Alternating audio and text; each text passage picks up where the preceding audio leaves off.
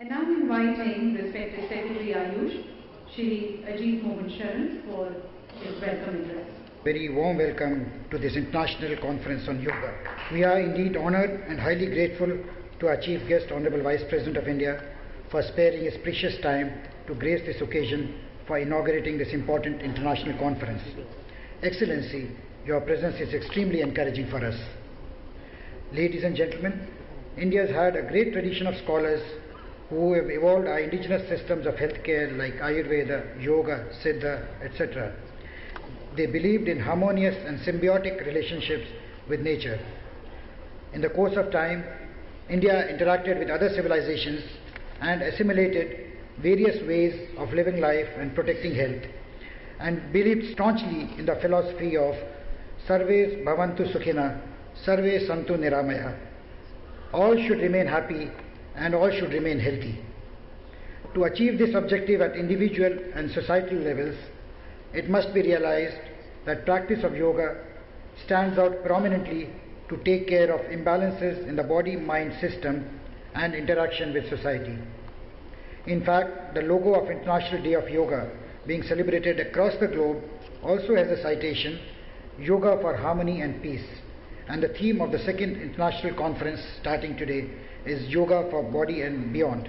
Sir, we in the Ministry of Ayush feel that this second international conference on Yoga for Body and Beyond is going to provide an enormous opportunity to deliberate upon various aspects of yoga and simultaneously explore the relevance and role of yoga in holistic healthcare and harmonious, peaceful life. We started last year with a lot of hope and ambition and have taken a number of steps to promote, propagate and develop yoga in a befitting manner. It is an opportunity to set the tone of our future actions that we need to take for strategic development of yoga as a healthcare discipline in the paradigm of emerging scenario of lifestyle diseases and multiple health challenges. I'm keenly looking forward to fruitful deliberations for mapping out the road ahead.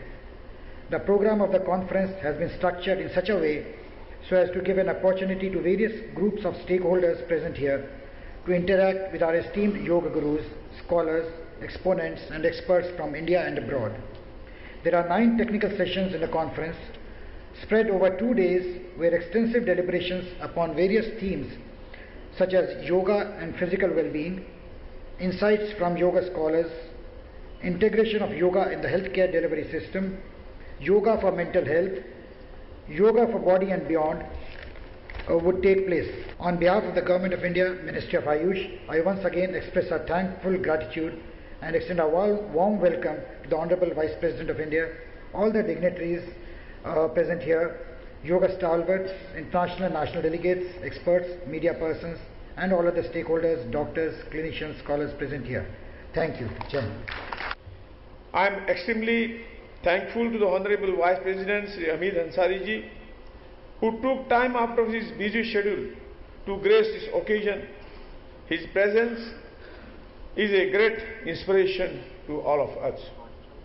It gives me a great pleasure in welcoming all of you to this international conference on yoga for body and beyond on this momentous occasion in the history of our country and the world, when we have celebrated the second International Day of Yoga yesterday. Last year, International Day of Yoga was a proud moment for us at the Rajpath, where we are able to bag 2 Guinness World Records, namely the largest yoga lesson participant and a maximum number of nationalities participated in the single yoga lesson. The ministry had also organized a 2-day international conference on yoga for holistic health on 21st and 22nd June 2015 at the same venue, wherein about 1,500 delegates from India and abroad participated. Our last year program was very fruitful and the participants benefited immensely. The International Day Yoga celebration this year, yesterday, has been a grand success with citizens from all walks of life enthusiastically joining the celebration across the globe. Friends, yoga is one of the greatest gifts of this country to the human mankind. It has got a very rich tradition. Yoga is deeply embedded in our lineage. Still, yoga does not represent any religion or region. Probably that's the reason why as many as 177 out of 193 UN member states had not only supported the idea of declaring 21st June as the International Day of Yoga, but also co-sponsored this event. Today, the world is full of competition in different walks of our lives. Be it students, youth, businessmen, farmers, scientists, researchers, politicians, everyone is subjected to one or the other form of stress in their life. In fact, with the advancement of the technology, mankind today is becoming more mechanical and materialistic rather than egalitarian. Intense competition added to the stress as our life goals tends to be focusing only towards the asset. In our busy routine, no one perceives to have time to look within, to be able to enjoy the inner peace and happiness.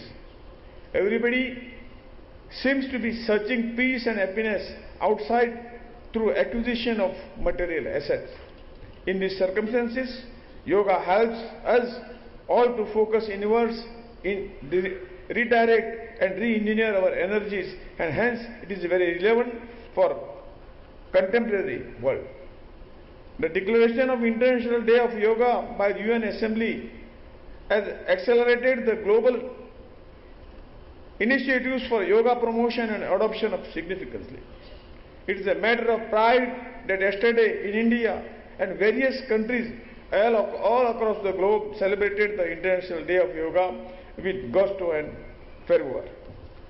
I am sure this enthusiasm by the citizens of the world will further help them embedding the yoga in our daily lives to re-engineer our inner energies. I am therefore very hopeful that benefits of yoga will reach to every individual by the combined effort of the government and the civil society. As a part of our basic mandate, the Ministry of Ayush is committed for the development of Indian system of medicine, including yoga. The Ministry is in the process of establishing 2 postgraduate institutions for yoga and naturopathy, and also 6 Central Research Institute of Yoga and Naturopathy in different parts of the country under the Central Council for Research in Yoga and Naturopathy. One of the Central Research Institute at Rohini, Delhi has already started functioning. Besides this, an All India Institute of Yoga and Naturopathy is being established in Goa, for which the process of acquisition of land is in fast track. Constitution of National Board of Promotion of Yoga and Naturopathy is also being planned by the Ministry.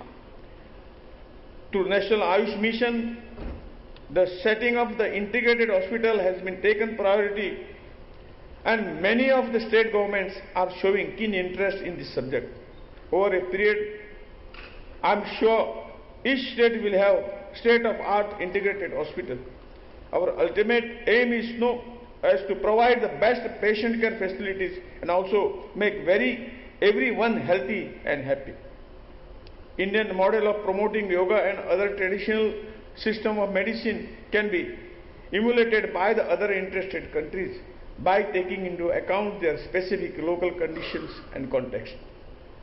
In the light of the new trajectory of the yoga has acquired, we all understand that the therapeutic benefits of yoga will get more and more attention in future, which puts more responsibility on the shoulder of each one of us who is attending this international conference today. To promote yoga in its authentic form, it becomes our primary responsibility to provide assurance to credibility or certification of service being provided. In order to cater to this need, Ministry of Ayush had exactly a year ago on this date launched a scheme for voluntary certification for yoga professionals, which is being managed by Quality Council of India. Recently, we have added a provision for certification of yoga school also. The scheme provided a mechanism to ensure the credibility and authenticity of the service provided by the yoga professional and yoga schools. I would wish to compliment the Secretary Ayush and his team, which has worked very hard along with team of Quality Council of India and various schools of yoga in the country to prepare and launch this very important and futuristic initiative in a record time. In addition, our government has also been making effort to safeguard and protect yoga at an international and national platform. To achieve its objective, the Ministry of Ayush has been actively involved with the Ministry of Culture in the process of filing of nomination of yoga for inscription in the representative list of intangible cultural heritage of humanity at UNESCO successfully. Further, to prevent the misappropriation of yoga, Ministry of Ayush in collaboration with CSIR had initiated transcription of yoga asanas in the Traditional Knowledge Digital Library, that is TKDL, a flagship tool of India which helped the preventing the wrong patent grant. As of now, 1,680 asanas from 15 books have been transcribed. I am also glad to share that one of the major achievements from Ministry of Ayush this year has been signing of project collaboration agreement with World Health Organization headquartered Geneva on 13 May 2016. One of the activities under the agreement is to develop the benchmark for training in yoga. This would further help in standardizing the training modules and would help in better positioning of yoga at global level, ensuring its authenticity and link to Indian culture. Benchmark for practice of Ayurveda, Unani and Panchakarma would also be developed under this agreement. In future, we will be engaging more and more with various countries to promote World Health Organization strategy for traditional and complementary medicine. I am happy to see that this time we have large number of representation from foreign countries of yoga gurus, yoga exponents, yoga enthusiasts, yoga professionals and students. There are more than 80 international delegates and resource persons from around 35 countries. I thank all of you for so enthusiastically responding to our request for joining this conference. I am sure all the participants will be immensely benefited by the exhaustive and meaningful deliberation in this conference. Thank you very much. Jai Hind. Ladies and gentlemen, Honorable Vice President of India, Shri Hamid Ansari. I thank the Honorable Minister, Nayak ji, for inviting me to inaugurate today's conference. I welcome the participants from home and abroad. This audience is aware that the decision to observe June 21 as the International Yoga Day was taken on Prime Minister Narendra Modi's commendable initiative by the United Nations General Assembly on December 11, 2014. Its resolution number 69-131 was sponsored, as the Mantriji has said, by 177 member states and was adopted without a vote. The UN observes a total of 128 similar days on different themes. The resolution recalled the earlier UN General Assembly resolution of January 2012, reaffirming inter alia the right of everyone to the enjoyment of the highest attainable standard of physical and mental health, and was premised on the importance of fostering good health and on lifestyle patterns that foster it. In that context, it recognized that wider dissemination of information about the benefits of practicing yoga would be beneficial for the health of the world's population. A good deal of discussion has been held in many places on defining yoga. Is it a science, an art, an aid to meditation, a spiritual path, or a religion? different interlocutors would give different answers, each valid to an extent and none universally endorsed. Some years back, I had acquired a copy of Patanjali's Yoga Philosophy. It described yoga as one of the 6 systems of Indian philosophy. It defined yoga as concentration and as the method of suppression of the modification or fluctuations of the mind that can be stopped by practice and detachment. It emphasizes exercises of mind and body. It is a truism that for an average person and in his or her daily life, the practical outcome of a theory or philosophy is more relevant than the intricacies of the philosophical process itself. This would hold good for yoga also, and is the rationale of the UN General Assembly resolution and its emphasis on fostering good health. The argument is pragmatic and its basic premises self-evident. Firstly, good health, physical and mental, is an individual and social necessity. Secondly, absence of good health is a handicap for normal living, and hence it must be overcome.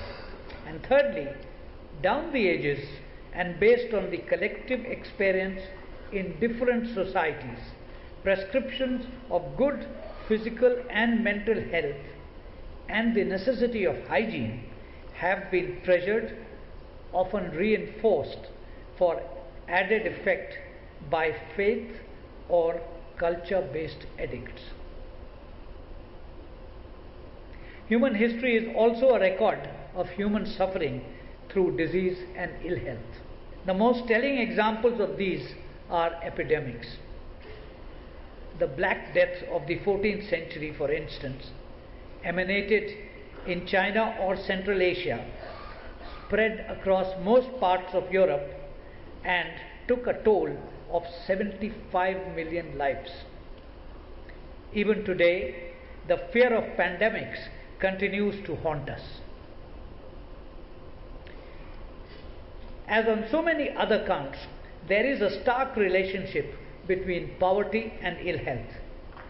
Poverty creates ill health because it forces people to live in environments that make them sick without decent shelter, clean water or adequate sanitation. For this reason, the world community's Sustainable Development Goals for the period 2016 to 2030 enumerate poverty, hunger and good health as the first 3 targets to be achieved. The importance of good health and of sanitation was well understood by the leaders of our freedom movement. Mahatma Gandhi had observed that health is the real wealth, not pieces of gold or silver. He had on many occasions written and spoken about the economic impact of insanitation. With greater availability today of public health data, it is possible to obtain a fairly accurate picture of the social and economic cost of ill health. 1. Indian households reported health-related adverse events as the most common adverse event, or 34% of all, after natural disaster at 51%, and about 40% of the household expenditure for treating non-communicable diseases were financed by households with distress patterns such as borrowing or sale of assets. Second, it is estimated that India lost $237 billion between 2006 and 2015 from premature deaths due to heart disease, stroke, and diabetes. Third, it has been estimated that the cost of non-communicable diseases for India is about 5 to 10% of the GDP. Similarly, the production functions approach estimates that India stands to incur a cost of 4 to 10% in annual economic output due to such diseases. And fourthly, overall, India stands to lose $4.58 trillion by the year 2030 due to non-communicable diseases and mental health conditions. Cardiovascular diseases accounting for $2.17 trillion and mental health conditions accounting for $1.03 trillion will lead the way in economic loss. A report prepared by the World Economic Forum and the Harvard School for Public Health in the year 2014 had concluded that cardiovascular diseases, cancer, chronic respiratory diseases, diabetes, and mental illness account for more than 63% of deaths worldwide. Given this profile and the inability or unwillingness to augment public health funding in developing countries, and that includes India, the quest for complementary health approaches assumes an urgency. Amongst these is yoga, which has acquired a following worldwide. These complementary approaches do not prevent or cure, but certainly assist the process of retarding the degeneration of those functions of the human body that allow the diseases to make inroads. Friends, besides these essentially physical aspects of the science of yoga lies its metaphysical dimension that, as Patanjali put it, focuses on the art of concentration and on the method of control of the modifications or fluctuations of the mind. This is termed detachment, in contrast to attachment, and is to be attained by practice. Hence, the physical comes to the aid of the mental by inducing in the mind of the practitioner the requisite level of concentration, eventually, reportedly leading to the attainment of samadhi. It is an interesting and fascinating aspect of the human spiritual experience that all systems of faith or belief have within them the practice of meditation. The Indian experience is a particularly good instance of this, given the rich interaction that took place over centuries in the areas of belief, consciousness, and practice. Thus we find yoga and meditation in Jain and Buddhist practices. Similarly, great importance is attached to meditation in Christianity, Islam, and Sikhism. The convergence or parallelisms are striking, even if rituals or modalities of enunciation may vary. They all depend on sounds or expressions that evoke appropriate responses from the practitioner based on his or her spiritual background.